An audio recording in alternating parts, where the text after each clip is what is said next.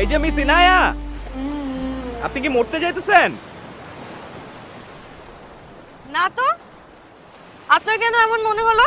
না, আপনি সমুদ্রের দিকে হাঁটা শুরু করছেন, আমি কি ভাববো বলেন? আপনি কে?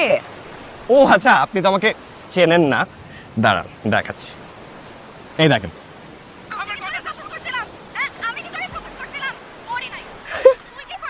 ভিডিও করছেন? না, ইচ্ছা করে করি নাই, হয়ে গেছে আর কি। এক্ষুনি ডিলিট করেন, এক্ষুনি ডিলিট।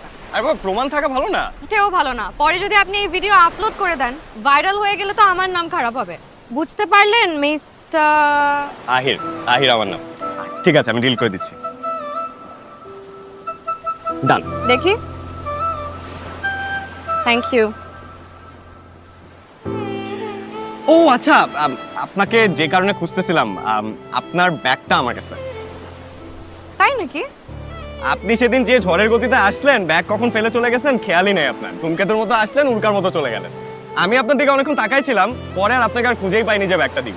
আর আপনাদের সাথে যে এভাবে দেখা হয়ে যাবে সেটাও ভাবতে পারিনি। আপনি এক কাজ করেন, আমি দৌড়ে যাব আর ব্যাগটা নিয়ে চলে আসবো। না না, অসুবিধা নেই, পরে নিয়ে নিব। আচ্ছা, আপনি ওনাকে এত ডেসপারেটলি মারতেছিলেন কেন?